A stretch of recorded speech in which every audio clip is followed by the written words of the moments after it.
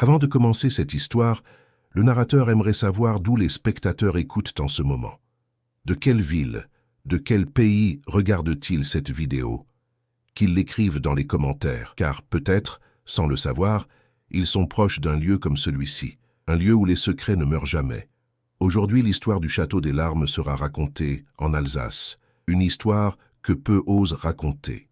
Une histoire qui, pendant plus de 2 siècles, fut enterrée sous le silence, la honte et la peur. Cette histoire commence en 1753, dans une région où les frontières entre la France et le Saint-Empire changeaient comme le vent. Une région de vignobles, de brouillards épais et de mensonges bien gardés. Le Château des Larmes se dresse encore aujourd'hui sur une colline près de Ribeauvillé, en Alsace. Ses tours pointues percent le brouillard comme des lames. Ses murs de pierre grise ont vu passer des générations, mais aucune aussi maudite que celle d'Éléonore. Novembre 1753. La famille von Hartstein règne sur ces terres depuis 400 ans. Le duc Heinrich von Hartstein, homme puissant et respecté, vient de perdre sa femme en couche. L'enfant a survécu, une fille, mais personne ne se réjouit, car cet enfant ne devait pas exister. Dans les registres paroissiaux de Ribeauvillé, conservés aujourd'hui aux archives départementales du Haut-Rhin, on trouve une étrange anomalie. La date de naissance d'Éléonore von Hartstein est inscrite comme étant le 7 novembre 1753.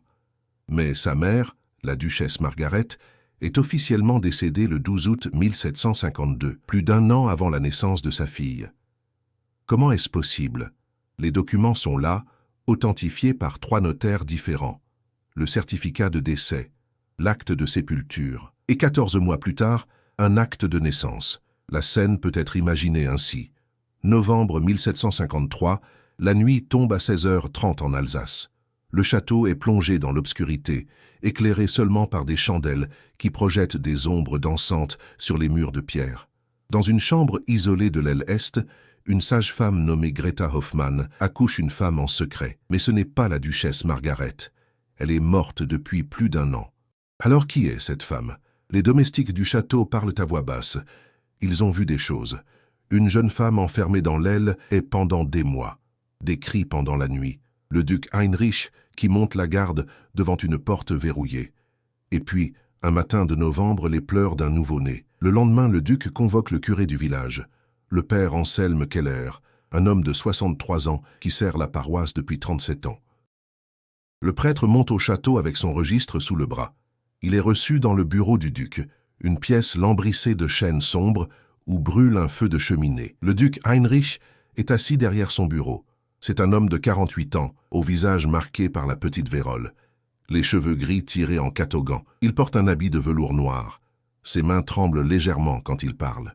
Le duc explique au père Anselme que sa femme, la duchesse Margaret, vient de donner naissance à une fille. Le prêtre ouvre la bouche pour parler, puis la referme.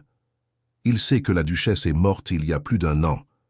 Il a célébré ses funérailles lui-même. Il a béni son cercueil avant qu'il ne soit scellé dans la crypte familiale. Mais le duc Heinrich pose une bourse de pièces d'or sur le bureau, 50 écus, le salaire d'1 année pour un curé de campagne. Et il dit au père Anselme d'inscrire la naissance dans le registre, d'inscrire que la mère est la duchesse Margaret von Hartstein, et de ne jamais poser de questions. Le père Anselme regarde la bourse, il regarde le duc, il regarde le registre ouvert devant lui. Sa main tremble quand il trempe sa plume dans l'encrier. Il écrit la date, 7 novembre 1753. Il écrit le nom Éléonore Marie von Hartstein, et dans la colonne mère, il écrit Margaret von Hartstein, duchesse. Puis il ferme le registre, prend la bourse et quitte le château sans un mot de plus. Cette nuit-là, le père Anselme écrit dans son journal personnel. Ce journal existe encore aujourd'hui, conservé aux archives diocésaines de Strasbourg. L'écriture est tremblante, presque illisible par endroits. Il écrit « Que Dieu me pardonne ce que j'ai fait aujourd'hui. J'ai inscrit un mensonge dans le livre de la vie. Mais quel choix avais-je? Si je refuse, que devient cet enfant? Une bâtarde sans nom, sans droit, sans avenir. Et la véritable mère? On m'a dit qu'elle est morte en couche. Son corps a été enterré dans les bois, sans sacrement, sans prière, comme une bête. » Il continue. « Le duc m'a fait jurer le silence, mais je dois écrire la vérité quelque part, car Dieu voit tout. La véritable mère de l'enfant était Marie-Catherine, la jeune sœur de la duchesse Margaret. Elle vivait cachée dans le château depuis 2 ans. Personne ne devait savoir qu'elle était là. Et maintenant elle est morte, et son enfant vivra sous le nom d'une morte. Cette révélation change tout. Éléonore n'est pas la fille de la duchesse Margaret. Elle est la fille de sa tante, Marie-Catherine, une femme dont l'existence même était un secret. Mais pourquoi? Pourquoi cacher Marie-Catherine? Pourquoi faire passer son enfant pour celui d'une femme morte depuis plus d'1 an? Les archives révèlent une autre information troublante. Marie-Catherine était elle-même née hors mariage. Sa mère, la grand-mère d'Éléonore, était une servante du château nommée Anna Schneider. Elle avait eu une liaison avec le père de la duchesse Margaret, le vieux duc Wilhelm von Hartstein. Quand Anna est tombée enceinte, le duc l'a mariée de force à un vigneron du village et a fait élever l'enfant Marie-Catherine loin du château. Mais des années plus tard, quand Margaret est devenue duchesse, elle a fait venir sa demi-sœur Marie-Catherine au château. Les 2 femmes étaient proches malgré la différence de statut. Margaret n'avait jamais pu avoir d'enfant. Les médecins disaient qu'elle était stérile. Son mariage avec Heinrich était sans héritier. Et puis Margaret est morte brutalement en 1752, d'une fièvre violente qui l'a emportée en 3 jours. Le duc Heinrich était désespéré, pas seulement parce qu'il avait perdu sa femme, mais parce qu'il n'avait pas d'héritier. Sans héritier, les terres et le titre passeraient à son cousin, un homme qu'il détestait. C'est alors que Marie-Catherine, la demi-sœur cachée, est tombée enceinte. Le père de l'enfant. Les rumeurs disent que c'était le duc Heinrich lui-même. D'autres murmurent que c'était un officier de passage. Personne ne sait avec certitude. Ce qui est certain, c'est que le duc a vu une opportunité. Si l'enfant de Marie-Catherine pouvait être présenté comme l'enfant de la duchesse Margaret, il aurait un héritier légitime. Le problème était que Margaret était morte depuis plus d'1 an. Comment expliquer une grossesse posthume? La solution était simple et terrible. Mentir. Cacher Marie-Catherine pendant sa grossesse. Faire croire aux domestiques qu'une parente éloignée visitait le château. Puis, quand l'enfant naîtrait, corrompre le prêtre pour inscrire Margaret comme mère dans les registres. Le plan a fonctionné. Presque. Marie-Catherine est morte pendant l'accouchement, comme le père Anselme l'a noté dans son journal. Son corps a été enterré dans les bois qui entourent le château, sans pierre tombale, sans cérémonie. Les domestiques qui savaient trop ont été renvoyés avec de l'argent pour acheter leur silence. La sage-femme Greta Hoffmann a disparu du village 3 jours après l'accouchement. On ne l'a jamais revue. Et Éléonore, la petite fille née de ce mensonge, a été présentée au monde comme l'héritière légitime des von Hartstein. Mais les secrets ont une façon de remonter à la surface. Et dans un château où tout le monde observe, où les murs ont des oreilles et où les domestiques parlent entre eux, la vérité ne pouvait pas rester enterrée éternellement. Les premières années d'Éléonore furent étranges. Le duc Heinrich l'élevait avec froideur, presque avec dégoût. Il ne la touchait jamais, ne la prenait jamais dans ses bras. Les domestiques remarquaient qu'il évitait de la regarder. Une nourrice nommée Hélène Müller, qui a servi au château de 1753 à 1760, a laissé un témoignage dans une lettre à sa sœur, conservée aujourd'hui dans les archives familiales des Müller. Elle écrit « La petite Éléonore grandit dans le silence. Monsieur le duc ne lui parle presque jamais. Il la regarde comme on regarde quelque chose qui nous dégoûte, mais qu'on ne peut pas jeter. L'enfant sent ce rejet. Elle ne pleure jamais, ne rit jamais. Elle est comme un petit fantôme qui traverse les pièces sans faire de bruit. » Éléonore était élevée principalement par les domestiques.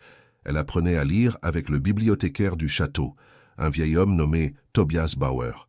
Elle apprenait le français, l'allemand et le latin. Elle passait des heures dans la bibliothèque, entourée de livres, loin des regards. Les autres enfants nobles de la région n'étaient jamais invités au château. Éléonore ne jouait avec personne. Elle grandissait seule, isolée, observant le monde à travers les fenêtres du château des larmes. Et les domestiques murmuraient. Ils disaient que l'enfant ressemblait trop au duc pour être vraiment la fille de la duchesse Margaret. Ils disaient qu'elle avait les mêmes yeux gris, le même nez droit, la même bouche fine. Ils se demandaient si peut-être, après tout, le duc n'était pas vraiment son père. Mais avec qui? L'histoire devient encore plus sombre quand on découvre un autre document. Un rapport de police daté de 1759, 6 ans après la naissance d'Éléonore. Un vigneron nommé Jacob Hoffmann, mari de la sage-femme Greta Hoffmann qui avait disparu en 1753, dépose une plainte auprès du bailli de Ribeauvillé. Il accuse le duc Heinrich von Hartstein d'avoir fait assassiner sa femme pour qu'elle ne révèle jamais ce qu'elle avait vu la nuit de la naissance d'Éléonore. Le rapport est accablant. Jacob explique que sa femme Greta est rentrée du château le 8 novembre 1753, 3 jours après l'accouchement. Elle était terrifiée. Elle a dit à Jacob qu'elle avait vu des choses qu'elle n'aurait jamais dû voir, qu'elle savait un secret qui pourrait détruire la famille von Hartstein. Elle avait reçu une bourse d'argent et l'ordre de quitter la région immédiatement. Le lendemain matin, Greta a quitté la maison pour aller acheter des provisions avant leur départ. Elle n'est jamais revenue. On a retrouvé son corps 3 jours plus tard dans la forêt de Ribeauvillé, à 2 kilomètres du château. Elle avait été étranglée. L'enquête a été menée par le bailli local, un homme nommé Franz Dietrich, mais l'enquête a été rapidement fermée. Conclusion officielle: meurtre par un vagabond inconnu. Aucun suspect n'a été arrêté. Jacob Hoffmann n'a jamais cru à cette version. Dans sa plainte de 1759, il accuse directement le duc d'avoir commandité le meurtre. Mais sa plainte n'a jamais été traitée. Le bailli Dietrich, le même homme qui avait enquêté sur le meurtre de Greta, a refusé d'ouvrir une nouvelle investigation. 2 mois plus tard, Jacob Hoffmann est mort dans un accident. Il est tombé de son cheval sur la route de Colmar et s'est brisé le cou. Encore une fois, aucune enquête. Encore une fois, un secret enterré. Et Éléonore continuait à grandir, ignorant tout du sang versé pour protéger le mensonge de sa naissance.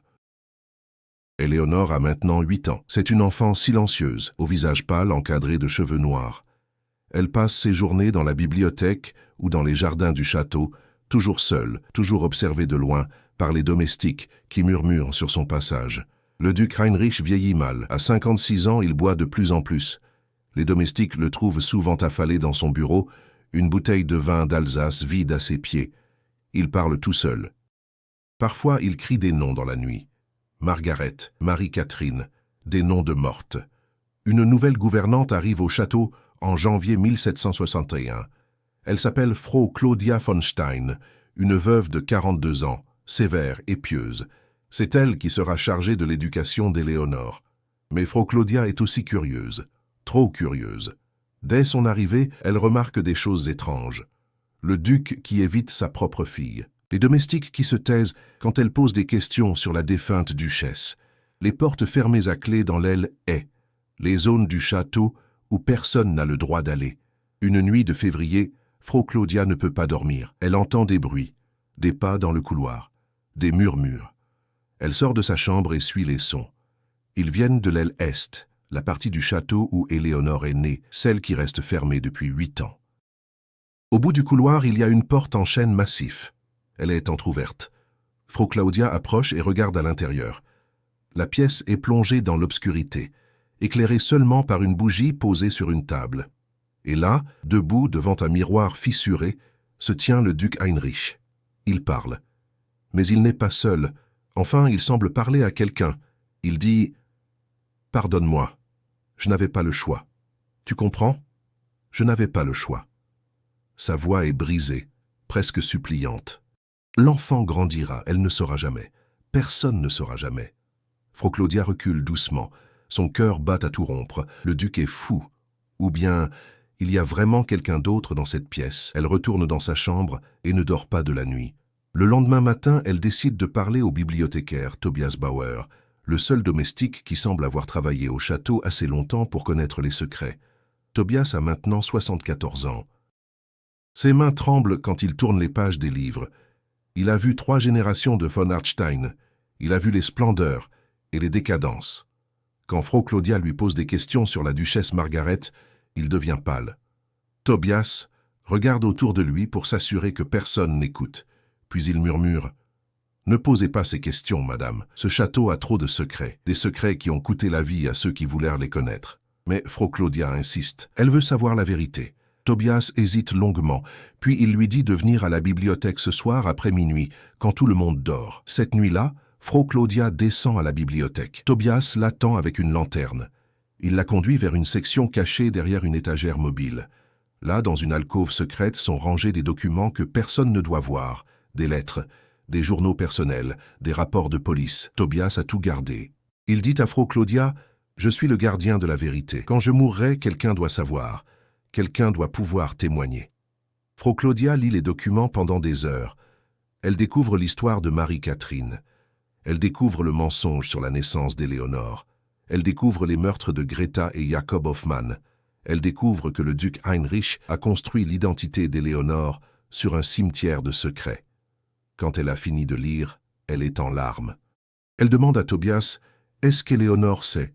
Tobias secoue la tête. L'enfant ne sait rien. Mais elle sent quelque chose. Les enfants sentent toujours quand quelque chose ne va pas. Elle grandit dans un mensonge, et ce mensonge l'étouffe. Frau Claudia prend une décision terrible. Elle décide de dire la vérité à Éléonore.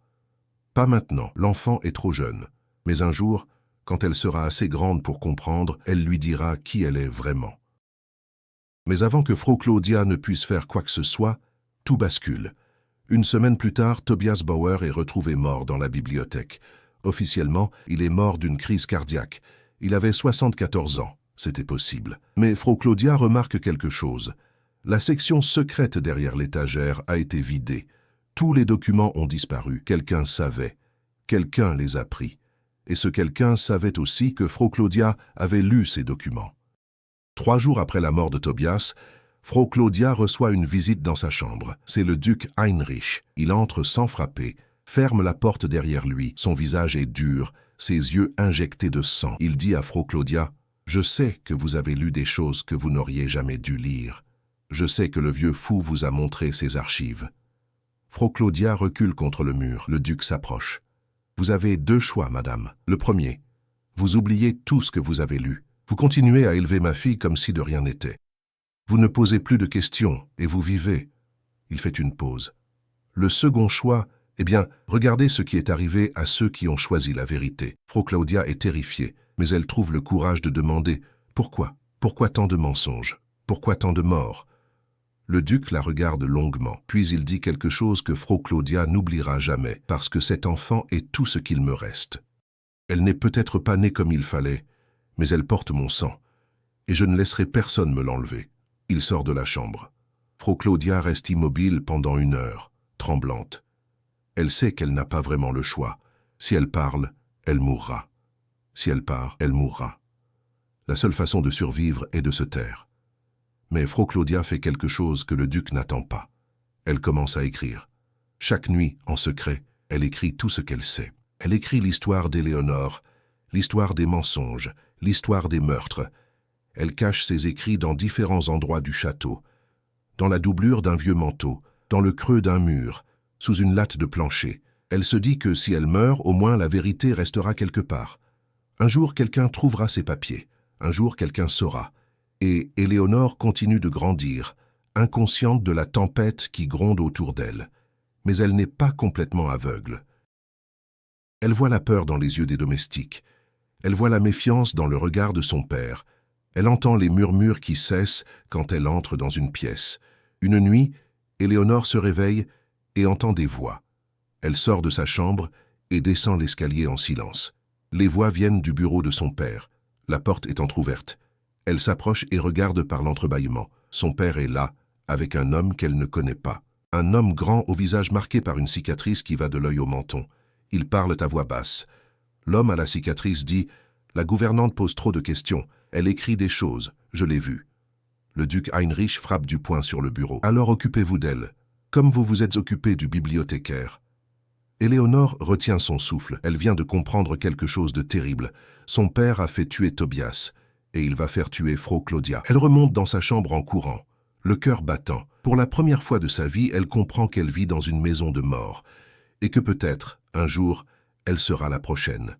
Le lendemain matin, Éléonore va voir Frau Claudia. Elle lui dit simplement « Partez, partez maintenant, avant qu'il ne soit trop tard. » Frau Claudia la regarde, surprise. « Pourquoi dis-tu cela, mon enfant ?» Éléonore baisse les yeux. « Parce que tous ceux qui savent meurent. Et vous savez. » Frau Claudia comprend immédiatement. L'enfant a entendu, l'enfant sait. Elle prend Éléonore dans ses bras et lui murmure « Je vais partir, mais toi, comment vas-tu survivre ici ?» Éléonore se dégage. « Je suis habituée. J'ai toujours vécu dans l'ombre. Je continuerai. » Cette nuit-là, Frau Claudia quitte le château des larmes. Elle emporte seulement un petit sac avec quelques vêtements. Elle laisse derrière elle tous ses écrits cachés dans le château. Elle sait qu'elle ne pourra jamais les récupérer sans risquer sa vie. Elle marche toute la nuit jusqu'à Colmar, à 20 kilomètres de là. Elle prend une diligence pour Strasbourg, puis un bateau sur le Rhin jusqu'à Bâle. Elle ne reviendra jamais en Alsace. Mais avant de partir définitivement, elle écrit une lettre à l'évêque de Strasbourg. Dans cette lettre conservée aux archives diocésaines, elle raconte tout. L'histoire d'Éléonore, les meurtres, les mensonges. Elle supplie l'évêque d'enquêter. L'évêque lit la lettre. Il convoque son conseil. Ils débattent pendant des heures. Finalement, ils décident de ne rien faire. Le duc Heinrich von Hartstein est trop puissant. Il a des alliés à la cour de France. Il finance l'église locale. Une accusation sans preuve solide serait dangereuse. La lettre de Frau Claudia est classée dans les archives, marquée « confidentielle » et oubliée pendant 260 ans. Et au château des Larmes, Éléonore reste seule avec son père et les fantômes des secrets enterrés. Éléonore a maintenant 15 ans. Elle est devenue une jeune femme belle et étrange. Ses cheveux noirs tombent jusqu'à sa taille. Ses yeux gris, les mêmes que ceux du duc, semblent toujours observer, toujours analyser. Elle parle peu, mais quand elle parle, ses mots sont précis et tranchants. Le duc Heinrich a maintenant 63 ans. Sa santé décline rapidement. Les médecins parlent de gouttes, de problèmes au foie, de faiblesse du cœur. Mais tous savent que ce qui tue vraiment le duc, c'est le vin et les remords. Éléonore s'occupe de plus en plus des affaires du château. Elle gère les comptes avec le régisseur, supervise les vendanges, reçoit les créanciers. Elle est intelligente, méthodique. Les domestiques la respectent, mais ils la craignent aussi. Il y a quelque chose de froid en elle, quelque chose qui rappelle le duc dans ses années de pouvoir. Un jour de septembre, un visiteur arrive au château. C'est un notaire de Colmar, maître Joseph Erhardt, un homme de 50 ans à l'air grave. Il vient pour préparer le testament du duc Heinrich, qui sent sa mort approcher. Éléonore assiste à la rencontre entre son père et le notaire. Le duc dicte ses dernières volontés. Tout l'héritage ira à Éléonore, le château, les terres, les vignobles, les titres. Elle sera duchesse von Hartstein. Mais le notaire Erhardt pose une question délicate. « Monseigneur, pour que l'héritage soit valide, nous devons prouver la filiation légitime de mademoiselle Éléonore. Nous devons présenter l'acte de naissance et l'acte de mariage de ses parents. » Le duc Heinrich pâlit. Tout est en ordre. L'acte de naissance est dans les registres paroissiaux de Ribeauvillé. Le notaire hoche la tête. Bien sûr, mais il y a une complication. J'ai consulté les archives avant de venir. L'acte de naissance indique que la mère est feu la duchesse Margaret. Cependant, j'ai aussi trouvé le certificat de décès de la duchesse daté de plus d'1 an avant la naissance de mademoiselle. Le silence tombe dans la pièce comme une pierre dans un puits. Le duc essaie de parler, mais sa voix tremble. Il y a eu une erreur de date. Dans le certificat de décès, la duchesse est morte en 1753, pas en 1752. Le notaire sort un document de sa sacoche. « Monseigneur, voici le certificat de décès. Il est signé par le père Anselme Keller, aujourd'hui décédé. Il est contresigné par le bailli Franz Dietrich. Il est enregistré aux archives de Ribeauvillé. Il n'y a pas d'erreur possible. La date est bien le 12 août 1752. » Éléonore regarde son père. Elle voit la panique dans ses yeux. Elle comprend soudain qu'elle n'a jamais vraiment su qui elle était. Elle se tourne vers le notaire. « Maître Erhardt, que suggérez-vous » Le notaire hésite. « Mademoiselle, il y a plusieurs possibilités. Soit il y a effectivement une erreur dans les dates, auquel cas nous devons demander une correction officielle aux autorités. Soit l'acte de naissance contient des informations inexactes. » Éléonore sent son sang se glacer. Inexact, que voulez-vous dire? Le notaire choisit ses mots avec soin. Je veux dire que peut-être la femme qui vous a mise au monde n'était pas la duchesse Margaret. Le duc Heinrich se lève brusquement, renversant sa chaise. « Sortez, sortez d'ici immédiatement !» Mais Éléonore lève la main. « Non, restez, maître Erhardt. » Elle regarde son père droit dans les yeux. « Père, je veux savoir la vérité. Qui était ma mère ?» Le duc tremble. Il semble sur le point de s'effondrer. Puis, lentement, il se rassoit. Il ferme les yeux. Et il commence à parler. Il raconte tout. Marie-Catherine, la grossesse cachée, le mensonge dans les registres, les meurtres pour protéger le secret. Il parle pendant 1 heure, sans s'arrêter, comme si un barrage venait de se rompre après 15 ans de silence. Quand il termine, le silence est écrasant. Éléonore reste immobile, le visage pâle comme la cire. Elle ne pleure pas, elle ne crie pas. Elle regarde simplement son père comme si elle le voyait pour la première fois. Puis elle dit, d'une voix étrangement calme, « Vous avez tué ma mère. Vous avez tué tous ceux qui savaient. Et vous m'avez élevé dans un mensonge. Le duc tend la main vers elle. Éléonore, Mais elle recule. Ne me touchez pas. Ne me touchez plus jamais. Elle se tourne vers le notaire Erhardt, qui est resté figé pendant toute la scène. Maître, vous avez entendu cette confession. Que se passera-t-il maintenant? Le notaire est pâle, lui aussi. Il vient d'assister à quelque chose qu'il n'aurait jamais dû entendre. Il bégait. Mademoiselle, C'est une affaire très délicate. Juridiquement, si votre acte de naissance contient des informations fausses, votre statut légal est compromis. Vous ne pouvez pas hériter sous un nom qui n'est pas le vôtre. Éléonore réfléchit rapidement. Et si nous corrigions l'acte de naissance? Si nous inscrivions le vrai nom de ma mère, Marie-Catherine? Le notaire secoue la tête. Ce serait admettre publiquement que l'acte original était un faux. Cela déclencherait une enquête. Le duc pourrait être accusé de faux en écriture, de corruption de fonctionnaires, peut-être même de meurtre si les anciennes affaires étaient rouvertes. Le duc Heinrich intervient, la voix brisée.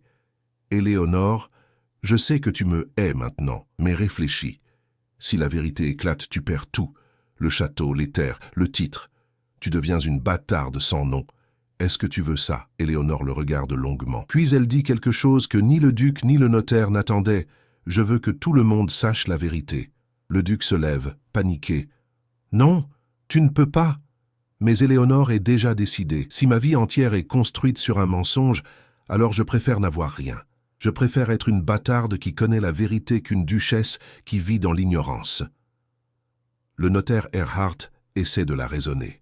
Mademoiselle, réfléchissez. Ce n'est pas seulement vous qui serez affectée.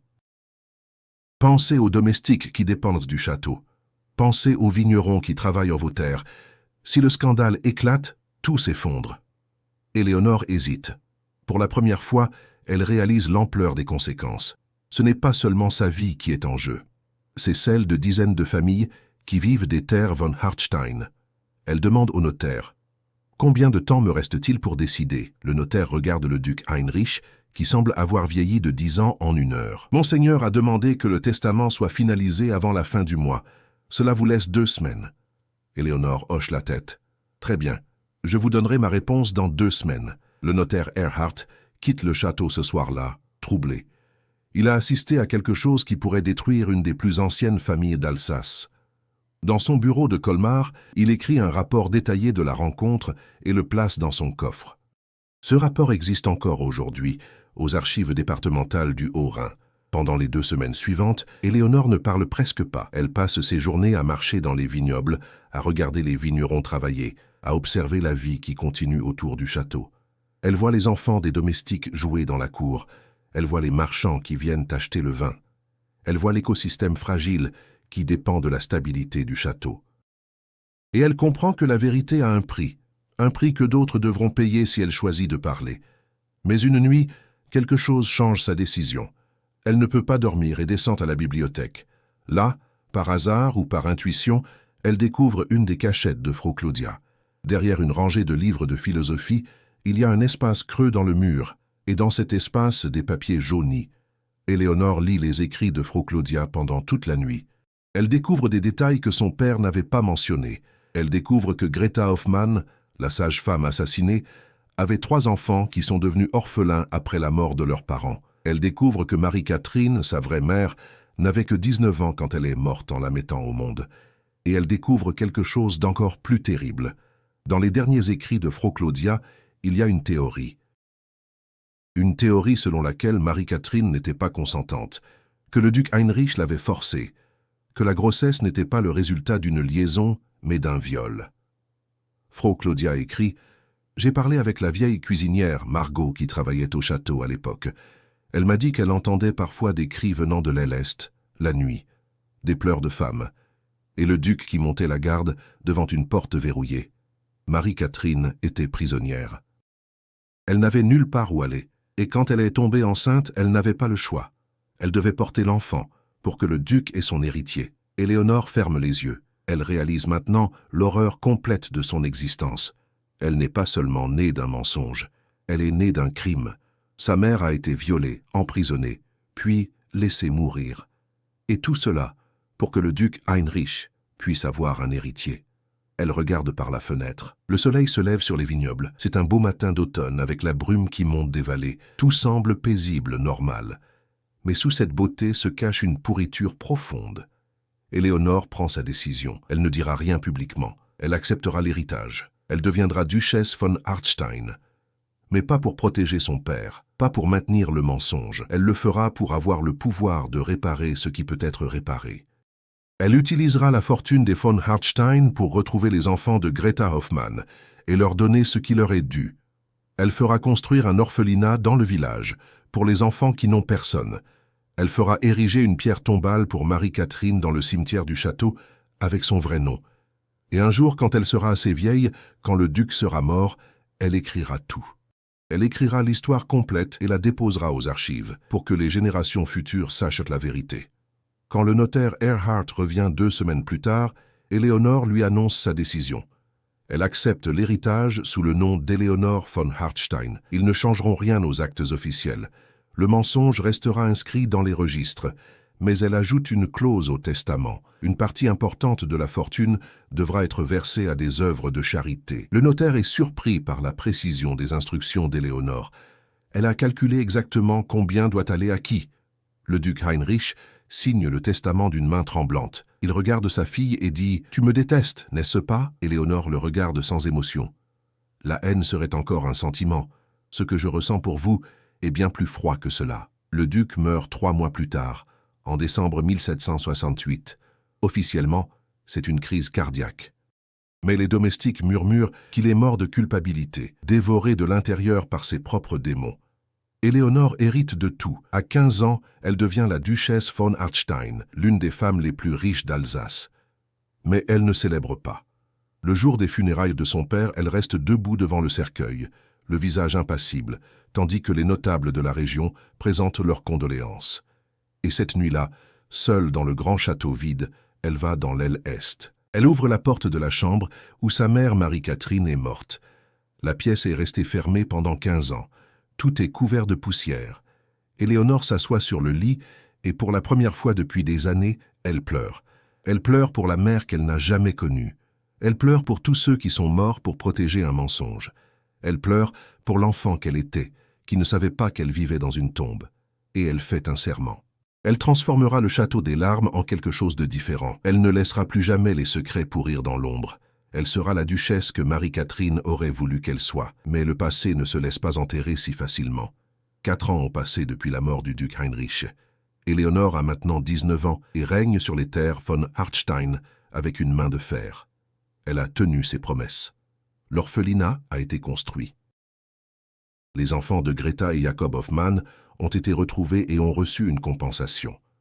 Une pierre tombale discrète a été érigée dans un coin du cimetière du château avec simplement inscrit « Marie-Catherine, 1734-1753, que Dieu la garde ». Mais les habitants de Ribeauvillé parlent. Ils trouvent étrange qu'une jeune duchesse célibataire refuse tous les prétendants.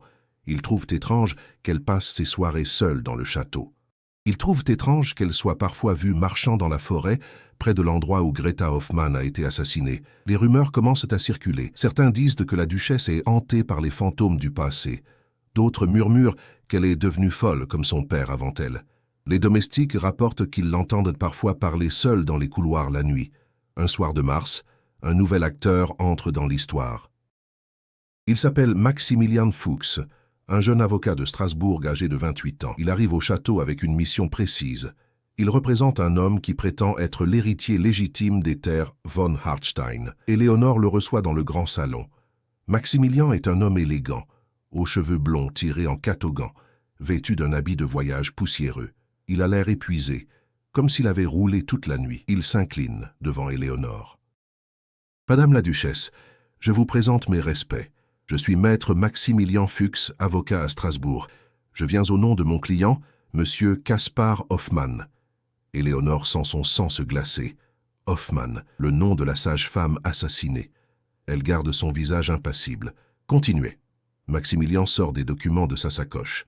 Monsieur Kaspar Hoffmann est le fils aîné de feu Greta Hoffmann et de feu Jakob Hoffmann.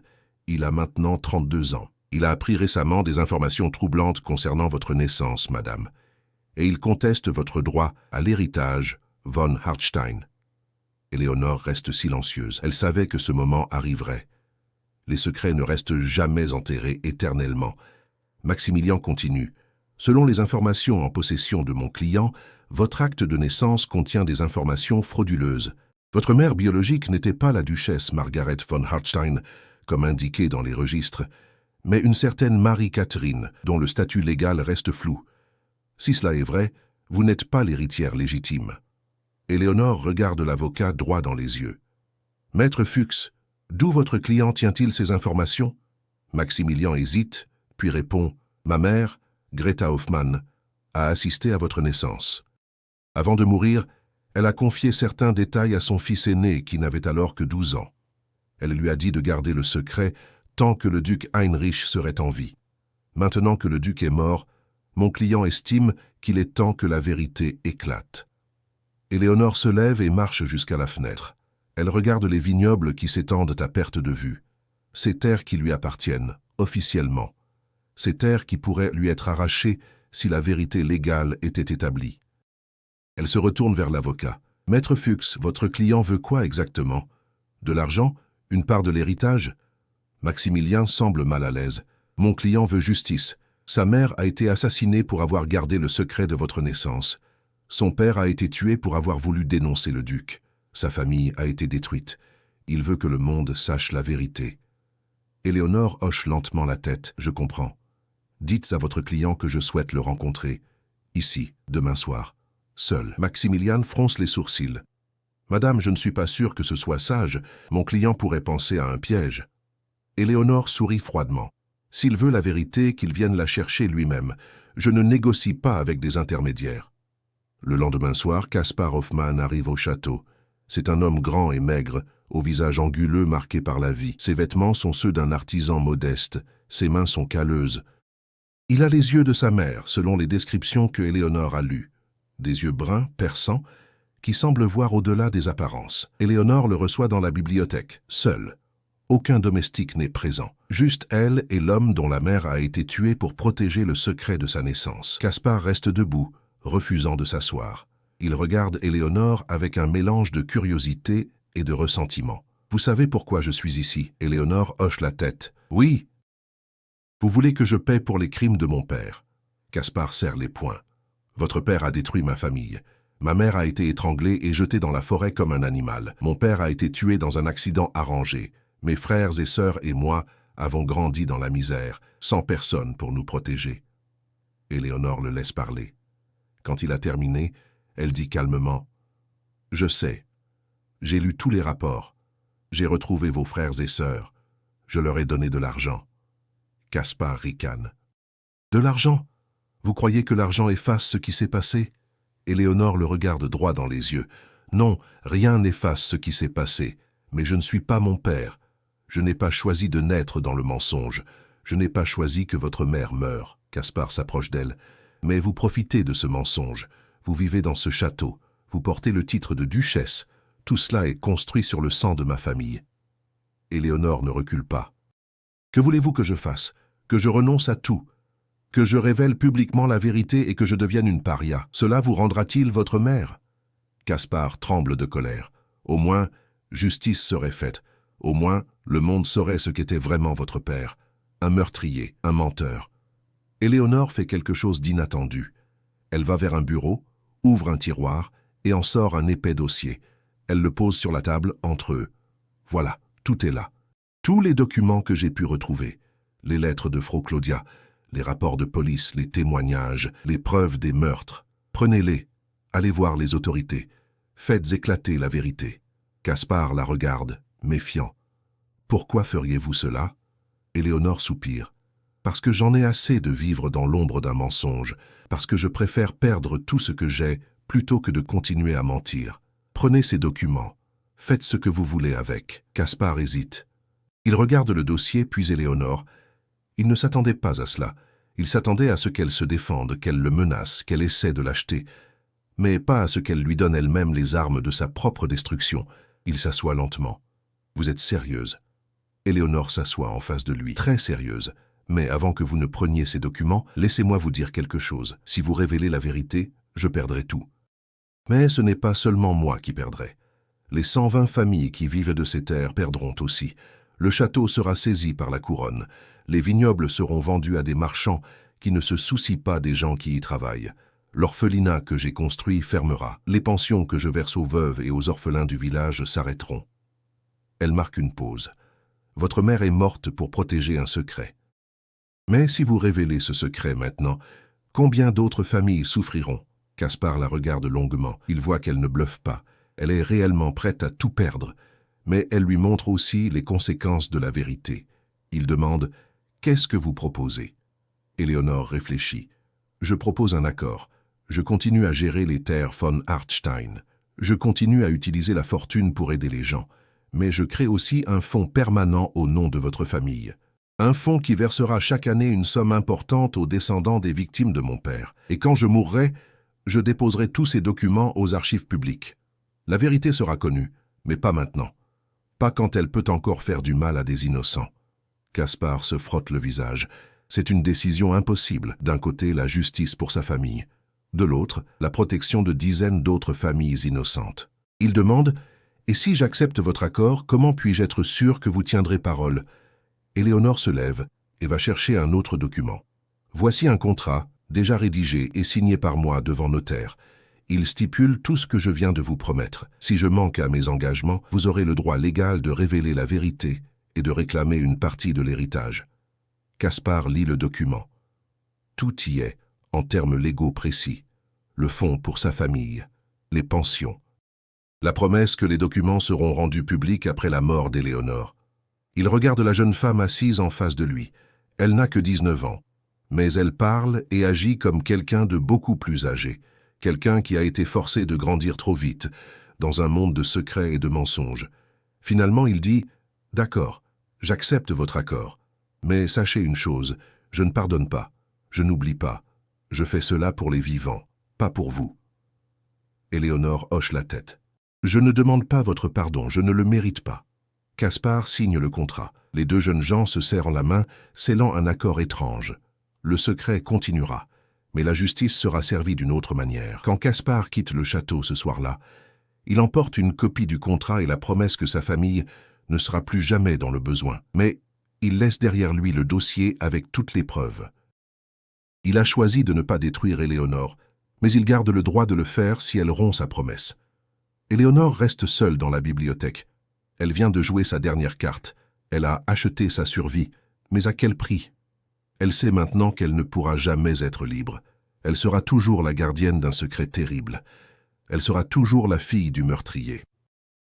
Cette nuit-là, elle écrit dans son journal personnel « Aujourd'hui, j'ai regardé dans les yeux de quelqu'un dont la famille a été détruite par mon père, et j'ai compris que je porterai ce fardeau jusqu'à ma mort.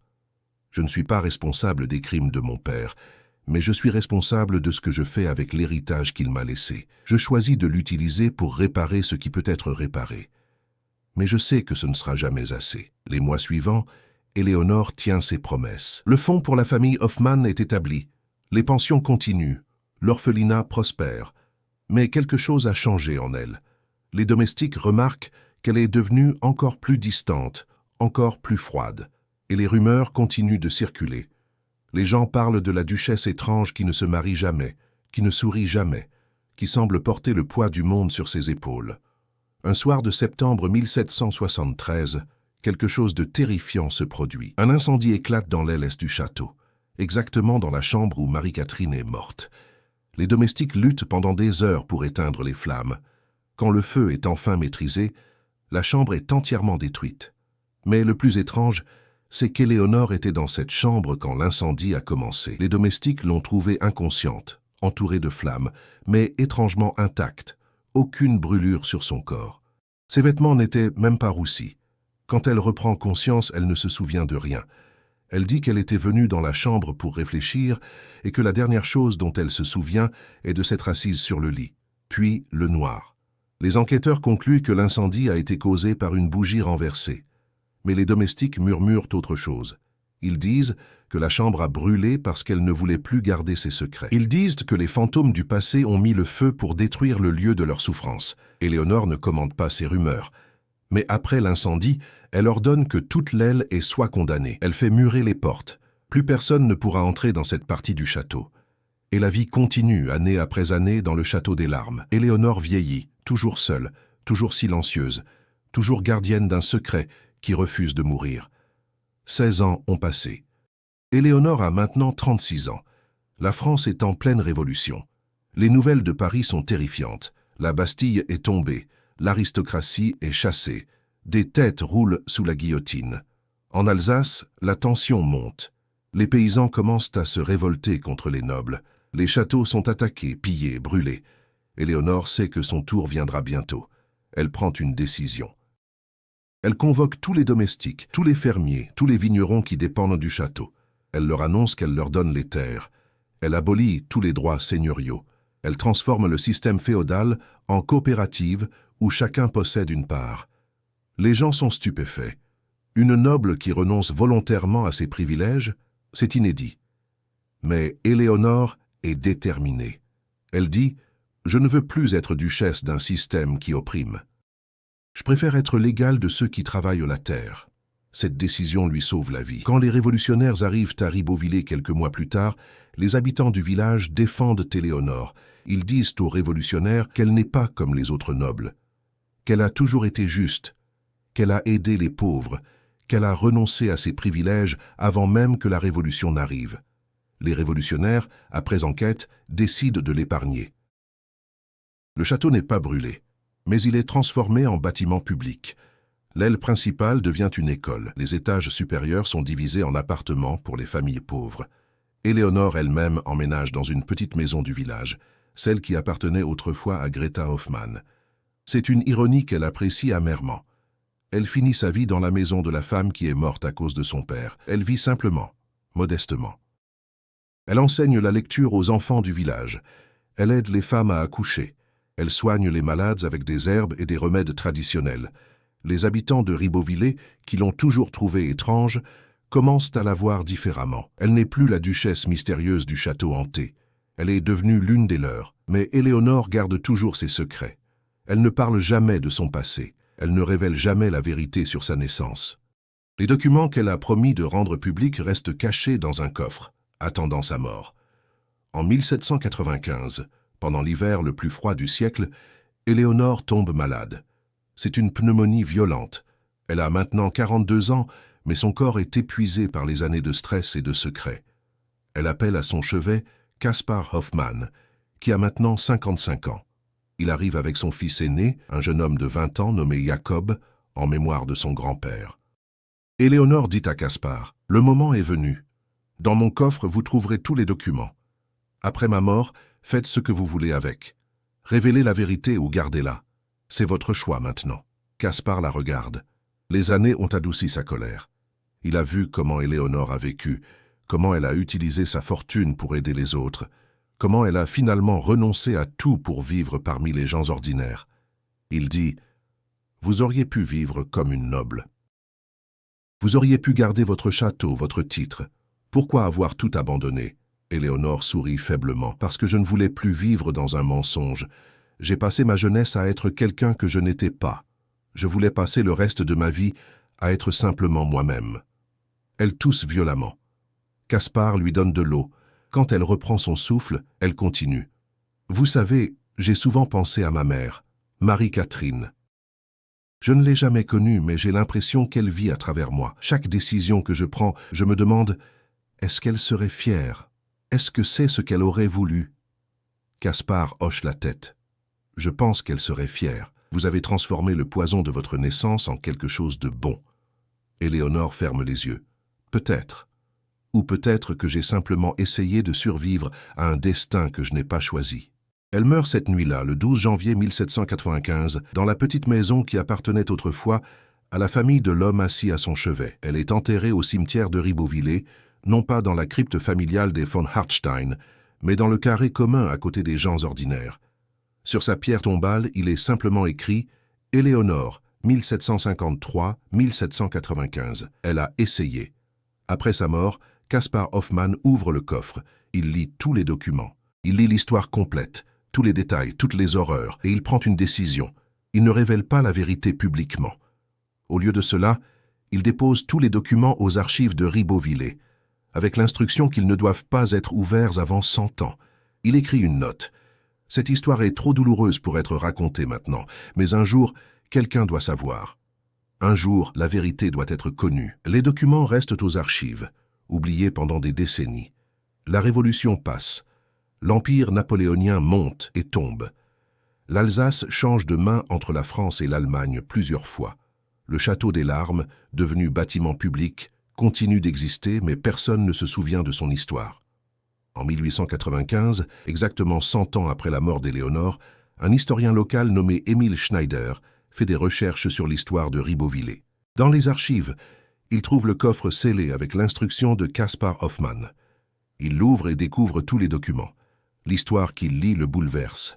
Il passe 2 ans à vérifier chaque détail, à croiser les sources, à confirmer les faits. Tout est vrai. Tout s'est vraiment passé. Il publie ses découvertes en 1897 dans un livre intitulé « Les secrets du château des Larmes ». Le livre fait scandale. Les descendants des von Hartstein, qui vivent de maintenant en Allemagne, menacent de poursuites judiciaires. L'Église s'indigne qu'un de ses prêtres ait été corrompu. Les autorités locales sont embarrassées. Mais le livre devient un succès. Les gens veulent connaître l'histoire d'Éléonore, la princesse qui n'aurait jamais dû exister. Les journalistes viennent à Ribeauvillé. Le château, qui était en train de tomber en ruine, attire soudain l'attention. Mais quelque chose d'étrange se produit. Certains détails de l'histoire d'Emil Schneider ne peuvent pas être vérifiés. Des documents disparaissent mystérieusement des archives. Des témoins qui devaient confirmer certains faits meurent avant de pouvoir être interrogés. Et puis, en 1899, Emil Schneider lui-même meurt dans des circonstances suspectes. Il tombe d'une fenêtre du 3e étage de sa maison à Strasbourg. Officiellement, c'est un accident. Mais ses proches disent qu'il avait reçu des menaces. Qu'on lui avait ordonné de cesser ses recherches. Après sa mort, l'intérêt pour l'histoire du château des Larmes diminue. Les livres d'Emil Schneider deviennent rares. Beaucoup d'exemplaires sont détruits. L'histoire redevient un secret, un mythe local que les vieux du village racontent aux enfants pour leur faire peur. Aujourd'hui, en 2025, le château des Larmes existe toujours. Il est devenu un musée. Les touristes viennent visiter ces salles vides, marcher dans ces couloirs silencieux. Mais l'aile est où Marie-Catherine est morte, où l'incendie a eu lieu en 1773, reste murée. Personne n'y est entré depuis plus de 250 ans. Les archives départementales du Haut-Rhin conservent toujours certains documents. Les registres paroissiaux avec leurs dates contradictoires, les rapports de police sur les meurtres jamais résolus, les lettres de Frau Claudia, le journal du père Anselme. Mais d'autres documents ont disparu. Le testament du duc Heinrich. Le contrat entre Éléonore et Caspar Hoffmann, les écrits personnels d'Éléonore, tout cela a mystérieusement disparu au fil des ans. Certains historiens affirment que l'histoire entière est une légende, qu'Emil Schneider a inventé tout cela pour vendre des livres. D'autres soutiennent que chaque détail est vérifié et vérifiable. La vérité, comme souvent, se trouve probablement quelque part entre les deux. Ce qui est certain, c'est qu'une femme nommée Éléonore von Hartstein a vraiment existé. Elle est née en 1753 et morte en 1795. Elle a vraiment hérité du château et des terres von Hartstein. Et elle a vraiment renoncé à tout pendant la Révolution pour vivre parmi les gens ordinaires. Mais était-elle vraiment la fille illégitime d'une femme prisonnière? Son père a-t-il vraiment tué pour protéger le secret de sa naissance? A-t-elle vraiment vécu toute sa vie dans l'ombre d'un mensonge terrible? Ces questions restent sans réponse définitive. Les documents existent, mais sont-ils authentiques? Les témoignages sont là, mais sont-ils fiables? Une chose est sûre, quelque chose de terrible s'est passé au château des Larmes entre 1752 et 1795. Quelque chose d'assez terrible pour que des gens meurent pour le cacher.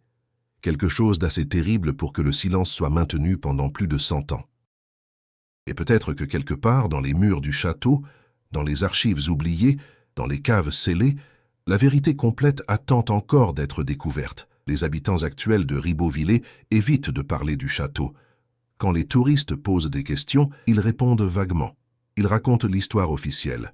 Un château médiéval, une famille noble, une belle architecture. Mais ils ne parlent pas des secrets. Certaines nuits, disent les vieux du village, on peut voir une lumière dans l'aile murée. Une lumière qui ne devrait pas être là, puisque personne ne peut entrer. Certains disent que c'est l'âme d'Éléonore qui revient, cherchant encore la paix qu'elle n'a jamais trouvée de son vivant. D'autres disent que c'est l'âme de Marie-Catherine, la mère prisonnière, qui attend encore qu'on lui rende justice. Mais peut-être que ce ne sont que des histoires. Peut-être que ce ne sont que des ombres projetées par la lune. Peut-être que le château des larmes n'est qu'un vieux bâtiment où rien d'extraordinaire ne s'est jamais passé. Ou peut-être pas. Car dans l'histoire, certaines vérités ne meurent jamais complètement. Elles attendent, patientes, dans l'obscurité. Elles attendent que quelqu'un pose les bonnes questions. Elles attendent que quelqu'un ait le courage de regarder vraiment. Et tant que ces vérités attendent, le château des larmes garde ses secrets. En 2018, une équipe de restaurateurs travaillant sur le château a découvert quelque chose d'inattendu. En démolissant un mur pour installer une nouvelle isolation, ils ont trouvé un espace caché. Et dans cet espace, une boîte en fer. À l'intérieur de la boîte, il y avait un cahier.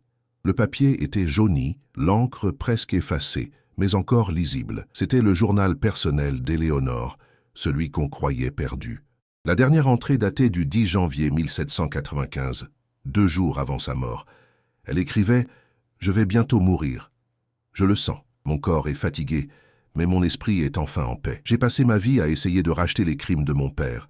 J'ai passé ma vie à essayer d'être la personne que ma mère aurait voulu que je sois. Ai-je réussi ? Je ne sais pas. J'ai fait de mon mieux avec le destin qui m'a été donné. J'ai transformé le château de la douleur en lieu d'éducation. J'ai transformé la fortune du sang en aide pour les pauvres. J'ai renoncé au mensonge pour vivre dans la vérité. Mais parfois, je me demande si cela suffit. Peut-on vraiment racheter les péchés des parents? Peut-on vraiment échapper à son héritage? Je suppose que je connaîtrai bientôt la réponse. Si Dieu existe, peut-être qu'il jugera mes actions plutôt que mon origine. Peut-être qu'il verra que j'ai essayé. Et si Dieu n'existe pas, eh bien, au moins, j'aurais vécu selon mes propres principes. Au moins, j'aurais été libre, même si ce n'était que pendant quelques années. Ma seule vraie tristesse est de ne jamais avoir connu ma mère, de ne jamais avoir pu lui dire que je suis désolé, désolé qu'elle soit morte pour me donner la vie, désolé qu'elle ait souffert, désolé que son nom ait été effacé. Mais je laisse ce journal, je laisse mon témoignage. Un jour, quelqu'un le trouvera. Un jour, quelqu'un saura la vérité complète. Et peut-être que ce jour-là, enfin, nous pourrons toutes les deux reposer en paix. Le journal a été authentifié par des experts. L'écriture correspond aux autres documents connus d'Éléonore. Le papier et l'encre datent bien de la fin du XVIIIe siècle. Il n'y a aucun doute, c'est authentique. Mais le journal soulève plus de questions qu'il n'apporte de réponses. Il confirme certains éléments de l'histoire, mais en contredit d'autres. Il révèle de nouveaux détails, mais en cache probablement encore plus. Le journal est maintenant conservé aux archives départementales du Haut-Rhin, accessibles aux chercheurs. Mais beaucoup de pages sont illisibles, rongées par le temps. Les secrets qu'elles contenaient sont perdus à jamais. Et le château des larmes continue de se dresser sur sa colline, au-dessus de Ribeauvillé. Ses tours pointent toujours vers le ciel. Ses murs gardent toujours leurs secrets. L'aile et reste murée. Les autorités disent que c'est pour des raisons de sécurité, que la structure est trop fragile. Mais certains se demandent si ce n'est pas plutôt parce que personne ne veut vraiment savoir ce qui s'y trouve encore. Car peut-être que derrière ces murs, dans ces pièces scellées depuis 250 ans, la vérité complète attend encore. Peut-être que d'autres documents sont cachés là. Peut-être que d'autres secrets dorment dans la poussière. Ou peut-être que tout a déjà été dit. Peut-être que l'histoire d'Éléonore, la princesse qui n'aurait jamais dû exister, est maintenant complète. Mais une chose est sûre, tant que le château existera, tant que les documents resteront dans les archives, tant que les vieux du village raconteront l'histoire à leurs petits-enfants, le mystère du château des larmes ne sera jamais vraiment résolu, car certaines histoires ne demandent pas à être résolues. Elles demandent simplement à être racontées, encore et encore, jusqu'à ce qu'elles deviennent partie de la mémoire collective, jusqu'à ce qu'elles deviennent légende. Et la légende d'Éléonore von Hartstein, née dans le mensonge, élevée dans le secret, morte dans la simplicité, continuera de hanter l'Alsace pour les générations à venir. Voilà l'histoire du château des larmes, une histoire de secrets et de mensonges, une histoire de crimes et de rédemption. Une histoire qui nous rappelle que le passé ne meurt jamais vraiment, qu'il attend simplement patient dans l'ombre. Et vous, qui avez écouté cette histoire jusqu'au bout, d'où l'avez-vous écoutée? De quelle ville? De quel pays? Écrivez-le dans les commentaires, car peut-être, sans le savoir, vous êtes proche d'un lieu comme le Château des Larmes.